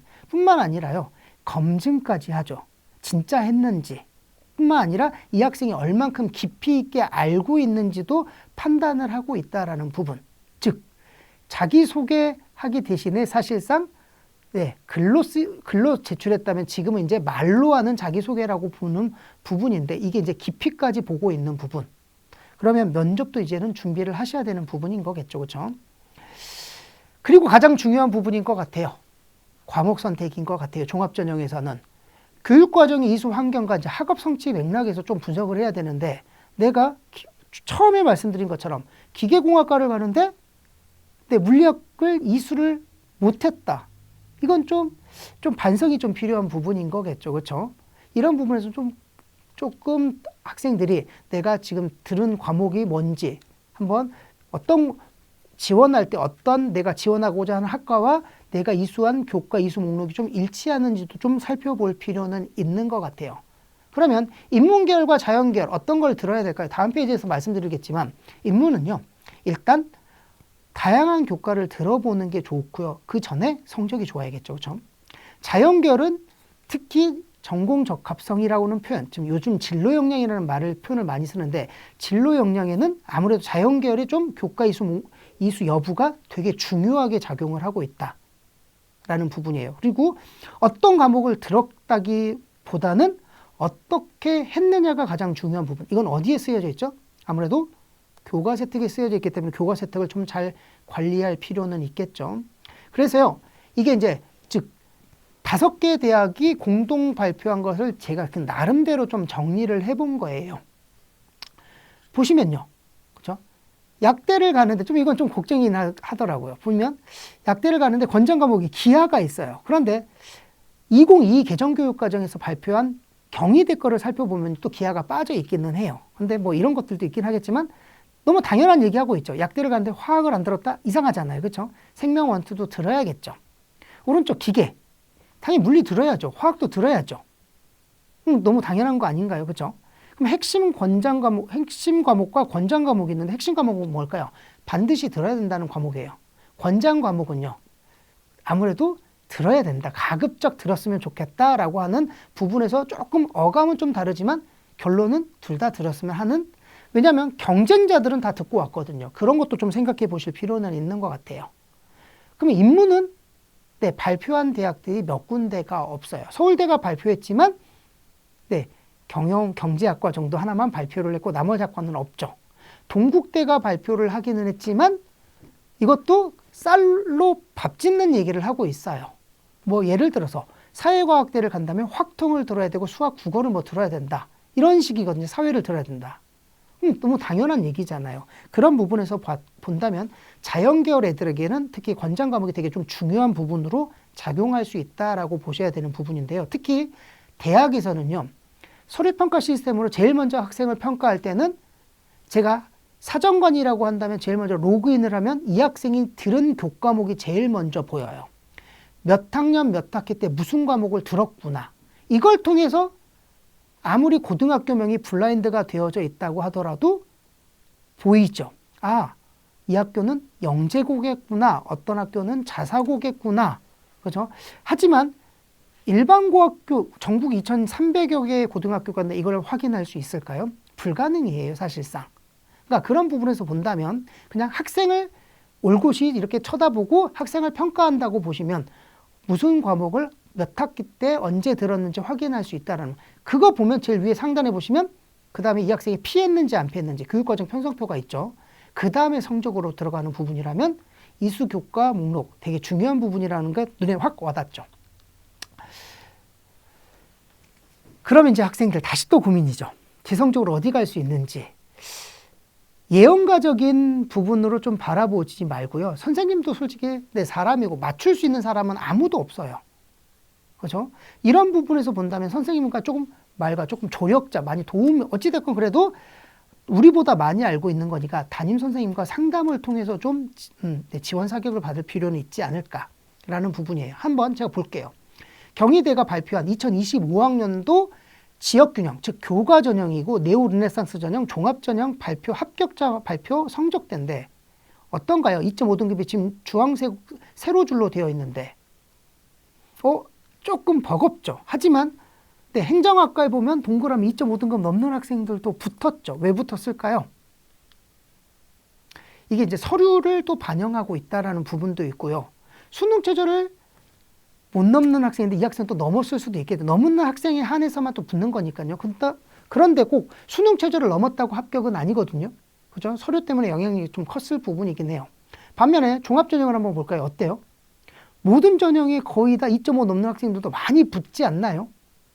그러니까 함부로 얘기하기는 좀 어려워요. 그러니까 학생부 기록들을 좀 살펴보셔야 되는데 그래도 대학에서는 발표는 하죠. 이렇게 우리 학교 오려면 몇 등급이라고 했고 평균 성적이거나 혹은 70% 것을 발표하는 대학들이 있는데 만만치는 않죠. 다시 한번 좀 살펴보시면요. 경희대는요. 교과 70과 교과평가 30을 반영하고 있어요. 교과평가 영향력이 엄청 큰 학교 중에 하나이기는 해요. 재작년에요. 여기 정보 디스플레이 학과라고 보시면 3등급이 넘는 학생도 합격한 케이스가 있어요. 이게 작년에 그러면요. 올해는 어떻게 될까요? 네. 그러니까 작년이라고 한다면 이게 지금 이 표 보기 바로 직전이거든요. 2024학년도. 그때는 그랬었는데 2025학년 어떻게 되죠? 컷이 확 올라가죠. 작년에 이런 과들이 존재하면요. 그 다음 연도는 이렇게 컷이 많이 올라가는 경우도 있으니까 좀 참고하실 필요는 있을 것 같아요. 결론 말씀드리면요. 단순하게 내신만 볼 거는 아니에요. 그렇죠? 또 한 가지는 모의고사도 이제 수시 합격 라인이기 때문에 그런 것도 좀 살펴보셔야 될 부분인 거겠죠. 그래서 말씀드리는 거예요. 그러면 기준선, 절대적 시작선을 말씀드리면 모의고사의 중요성을 다시 말씀드려야 되는데요. 뭘까요? 네, 마지막. 내가 볼 수 있는 모의고사 최저점이 어딘지를 좀 보셔야 돼요. 그러니까 3월 24일, 다음 주 화요일 날 보는 모의고사를 먼저 보시고 이거를 기준으로 학생과 어디 밑에 쓰지 않을 것인지 그 위로 어디까지 쓸 것인지는 뭐 더 위까지는 마음이니까 하지만 어디까지 쓸 것인지는 모의고사가 기준선이 될 수 있다라는 부분이거든요. 그러면 아무래도 어디까지 쓸 수 있는지 눈에 확 안 와닿을 것 같아요. 그래서 지금 정리를 해볼 건데요. 일단 첫 번째 부모님들 이제 조만간 모의고사 성적표를 받게 될 건데 어머니 이것만 보시죠. 뭔가요? 등급. 등급만 보지 마시고요. 이 등급, 이 모의고사 성적표는요. 재학생들끼리만 경쟁하는 했을 때 나온 성적표라고 보시면 돼요. 백분위도 좀 보셔야 될 것 같아요. 그리고 가장 중요한 게 이제부터 원점수예요. 왜일까요? 원점수는 내 실력이에요. 그렇죠? 재수생이 들어온다고 해서 원점수가 변할까요?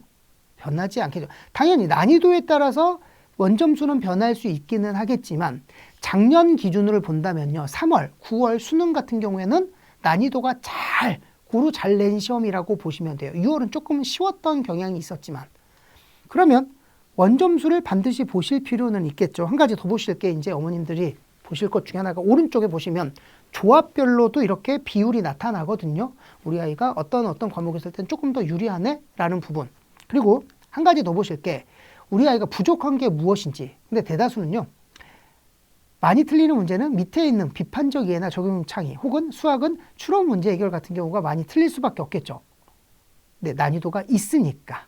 그렇죠? 계산을 틀렸다. 이거는 좀 실수가 많을 것 같아요. 그러면 이건 어떻게 확인하느냐? 모의고사 성적이 밑에 하단부에 보시면 이렇게 나와져 있거든요. A, B, C, D, E. E를 틀렸다는 얘기는 당연히 어려운 거 틀릴 수 있잖아요. 근데 A나 B를 틀렸다. 실수했을 수 있죠. 하지만 C, D, E를 틀렸다. C, D 틀렸다. 그거는 이제 실력이 좀 작용하는 부분이지 않을까요?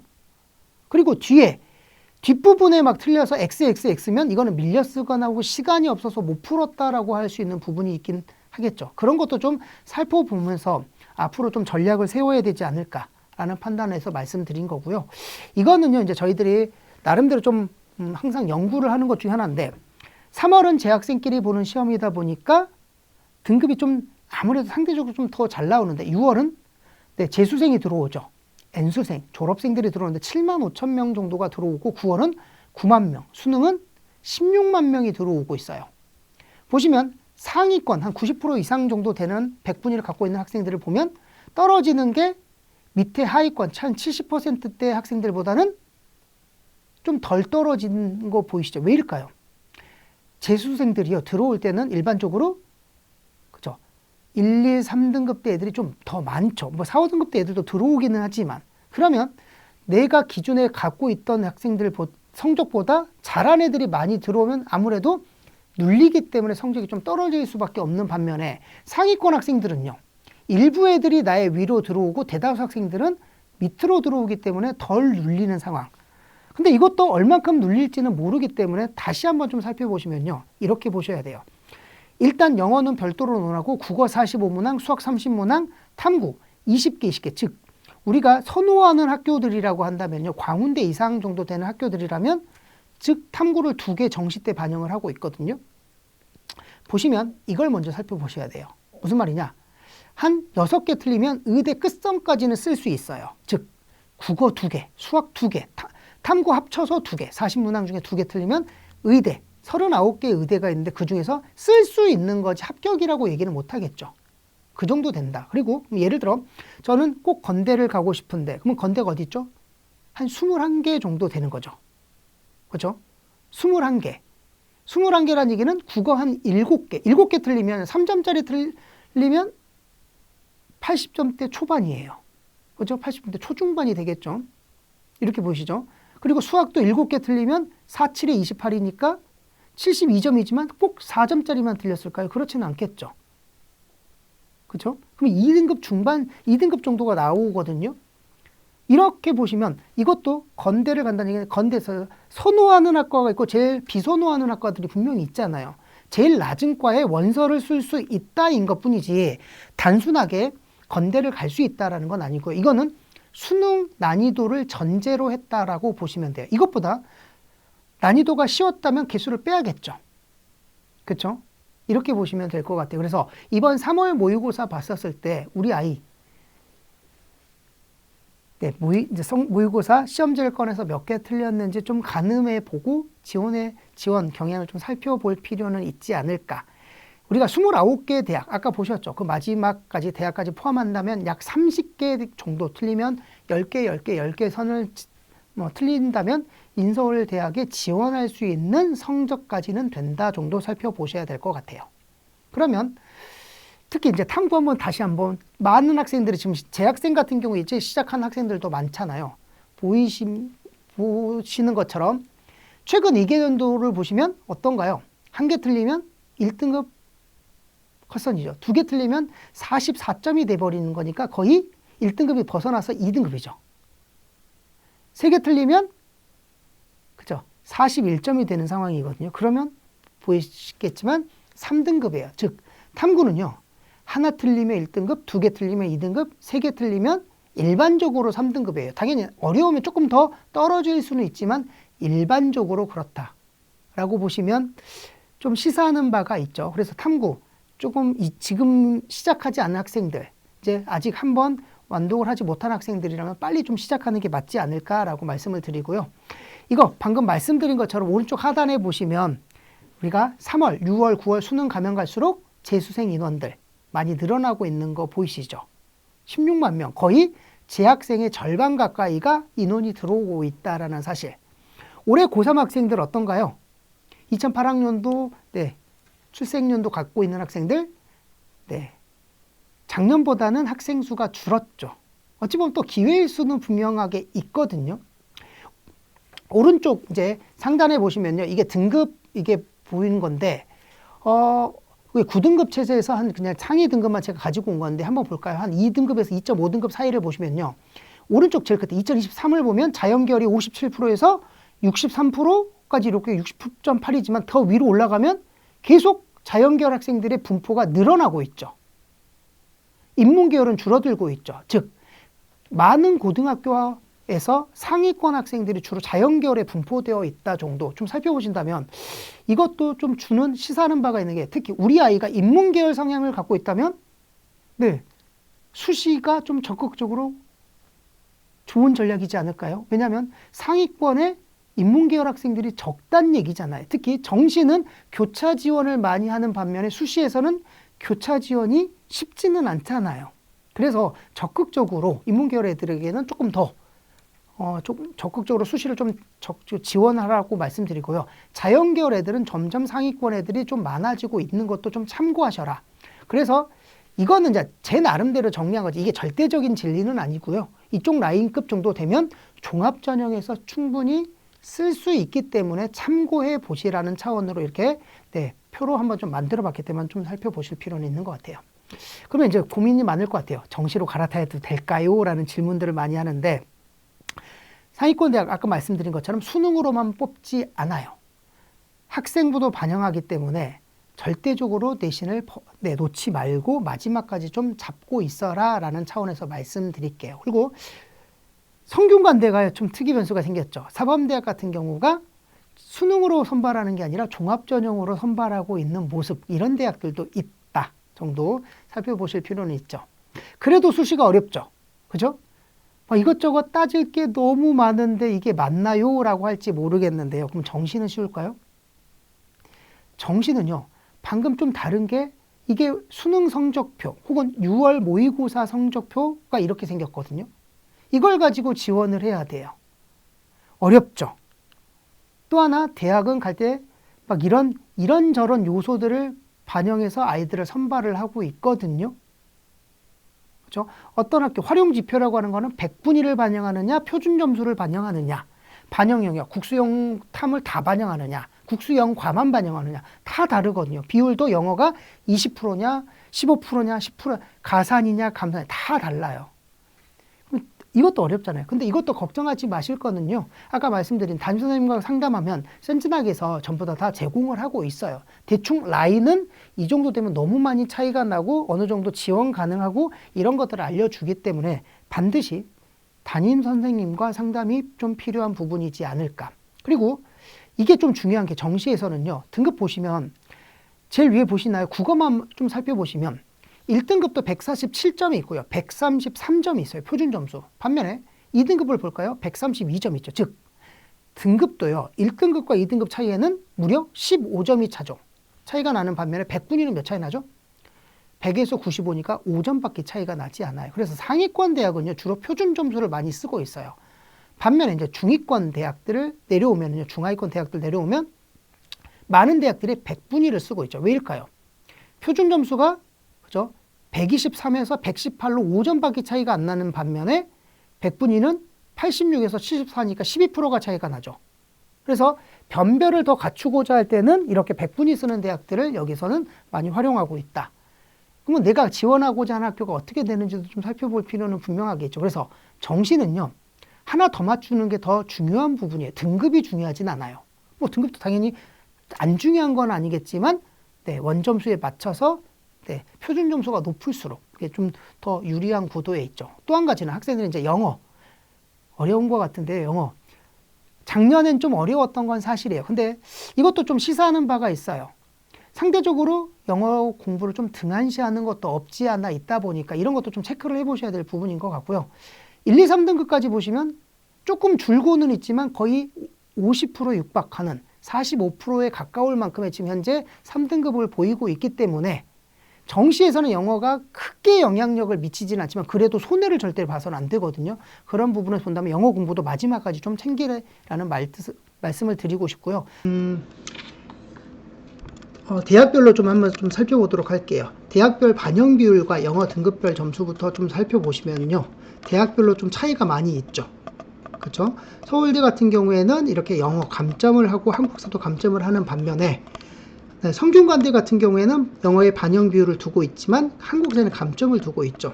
이렇게 다 다르거든요. 특히 반영 지표를 한번 성균관대 보시면 좀 특별하죠. 가군에서는 표준 점수를 반영하는 나군에서는 100분위를 반영하고 있고요. 다군에서는 표준 점수를 변표를 같이 반영하는 반면에 탐구를 2개 반영하는 것이 아니라 탐구를 하나 반영하는 경우가 지금 현재 활용되고 있어요. 그런데 변환 표준 점수를 영어를 좀 주고 있어요.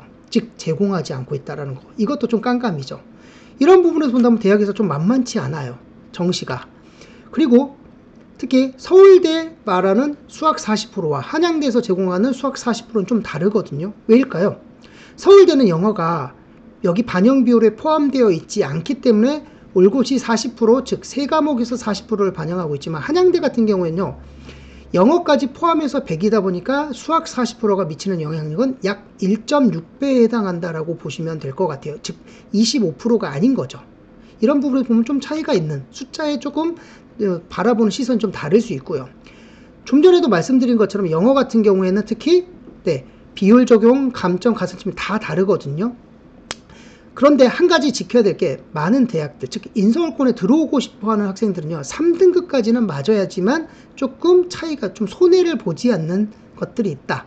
4등급부터는요. 차이가 좀 많이 벌어질 수 있기 때문에 영어 등급 관리도 좀 필요한 부분이지 않을까. 한번 제가 두 학생의 사례를 가지고 한번 말씀드리면요. 카리나와 차은우 학생 어떤가요? 국어, 수학, 탐구를 두 개를 합쳐서 표준 점수를 매기면 389점이고요. 100분위 또한 282.5%가 되는데 이 두 학생이 어떤 대학에 어떤 학과에 지원했다고 한번 좀 생각해 볼게요. 어떤 학생이 합격했을까요? 점수가 똑같으니까 합격했을까요? 일단 대학마다 제공하는 반영 방법이 분명히 다르거든요. 반영 영역부터 활용 지표까지 8개. 이거를 한다면 하나 예시를 들어볼게요. 중앙대 경영을 본다면요. 두 번째 보실게요. 경영경제대학은 국어 30%, 수학 40%, 탐구 30%를 반영하고요. 영어와 한국사 이렇게 점수를 등급간 주고 있는 상황이죠. 지금 다 똑같은 것처럼 보이지만 반영 비율이 분명히 좀 달라질 수 있는 부분. 그리고 오른쪽에 수능을 보고 나서 대학이 제공하는 건데 변환 표준 점수를 탐구 100분위로 활용해서 점수를 하다 보면요. 계산을 하다 보면 이렇게 달라질 수 있어요. 중앙대 경영경제는 차은우보다 카리나가 유리했던 건 사실이었던 거죠. 하지만 카리나만 붙고 차은우가 떨어졌냐? 아니죠. 둘 다 붙었을 수도 있거든요. 어찌 보면 둘 다 떨어질 수도 있죠. 왜? 나보다 더 잘한 학생이 오면 내가 떨어질 수 있는 상황이기 때문에. 그러니까 단순하게 정시가 쉽다? 그렇지는 않아요. 그러면 제일 마지막으로 이제 논술 전형 고민이 많죠. 논술 전형 써야 되나? 논술 전형 어떻게 될까요? 지금 수도권 위주로 논술 전형을 선발하고는 있어요. 44개 대에서 약 12,000명을 선발을 하고 있는데요. 인문계열 학생들은요, 일단 어떤 제시문을 읽고 자신의 생각을 적는 언어 논술이 좀 많아요. 근데 일부 대학에서는 도표나 통계 같은 거를 제공하는 대학도 있고, 상경계열 위주에서는 일부 대학에서 이렇게 수리 논술을 문제를 출제하고 있는 대학도 있다. 그리고 연대나 이대, 한국외대 같은 경우는 제시문에서 영어를 제공하고 있는 것도 있기 때문에 그 대학별로 기출을 좀 살펴볼 필요는 있어요. 반면에요. 자연계열 논술은 대다수 대학들이 수리 논술을 보고 있어요. 일부 의대, 경희대와 아주대를 제외한 많은 대학들은 다 수리 논술을 보는데 올해 연세대학교에서 통합과학 이렇게 과학 제시문을 제공을 하겠다라고 얘기해서 수리 논술만 보지 않는다. 그리고 요즘 대세죠. 약수령 논술을 제공하고 있기 때문에 보는 대학들이 있기 때문에 이것도 좀 살펴볼 필요 있는데 약수령 논술은 기존에 있던 학교 정기고사에서 보는 서논술형 시험과 거의 비슷한 형태의 유형을 띠고 있어요. 이런 부분에서 본다면 수능을 준비하는 입장에서는 좀 편하죠. 문제 출제 유형도요. EBS 수능 특강과 수능 완성에서 출제를 많이 하고 있으니까 많은 학생들이 도전하다 보니까 경쟁률이 그만큼 많이 올라가는 것도 사실인 것 같아요. 또 한 가지는요. 논술 전형에서 가장 지켜보셔야 될 것 중에 하나가 경쟁률인데 보시면 만만치 않죠. 중대 90대 1, 80대 1, 막 100대 1도 보이죠. 근데 실질 경쟁률을 보시면 거의 4분의 1로 줄어드는 게 보이시나요? 왜일까요?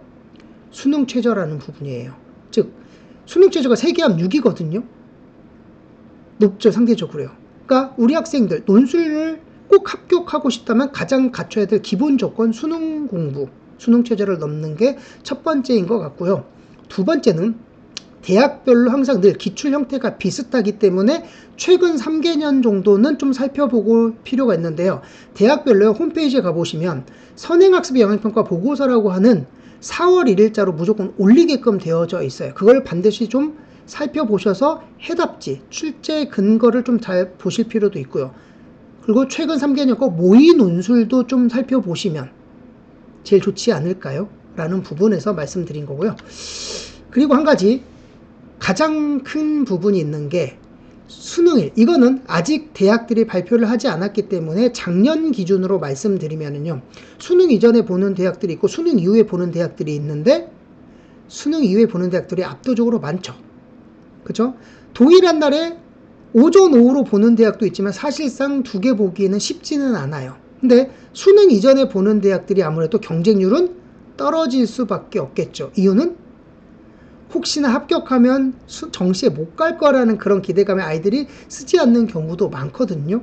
그러니까 이런 것도 좀 어찌 보면 하나의 전략으로 활용하는 것도 나쁘지는 않지 않을까.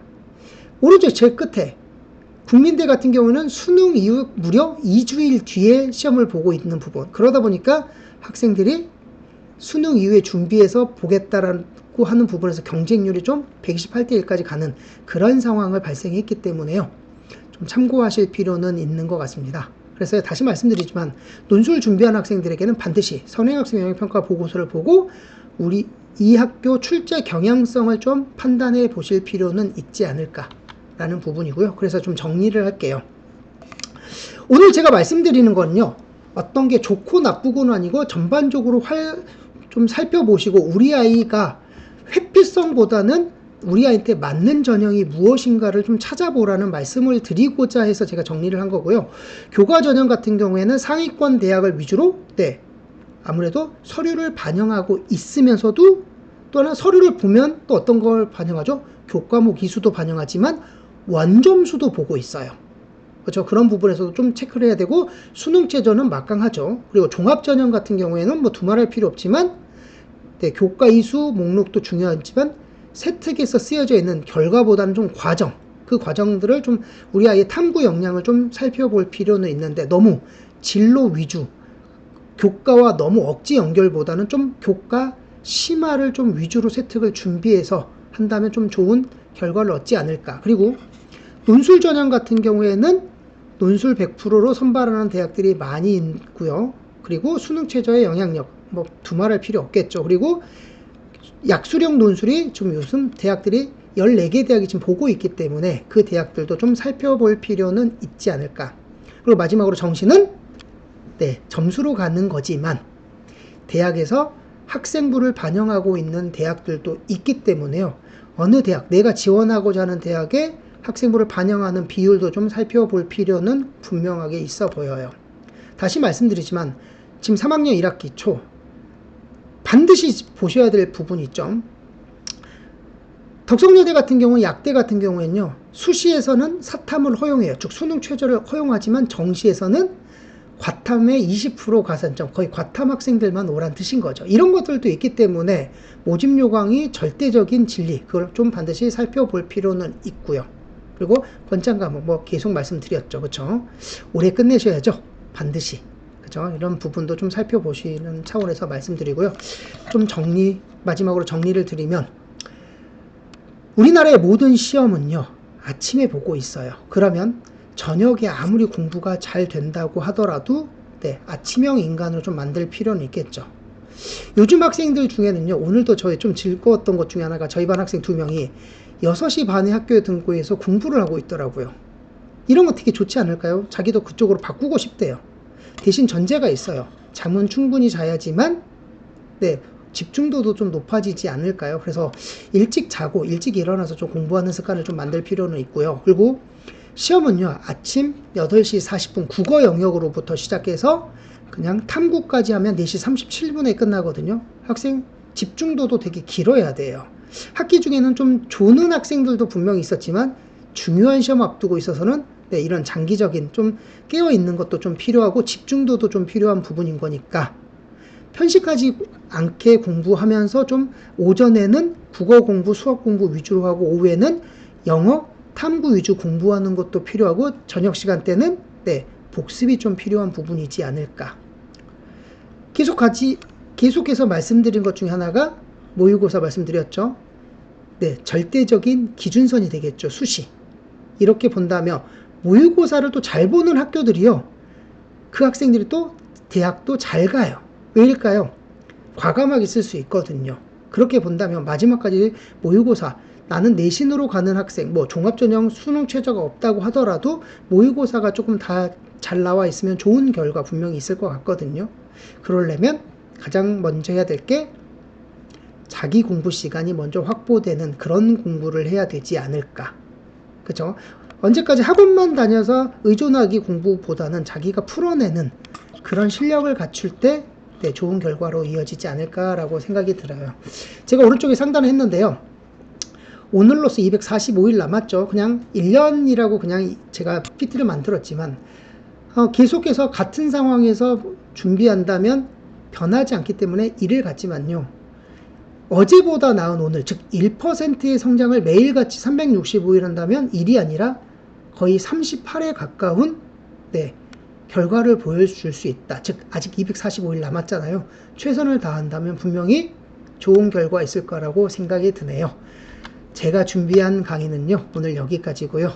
네, 들어주셔서 감사합니다. 좋은 결과 있기를 기도하겠습니다. 고맙습니다.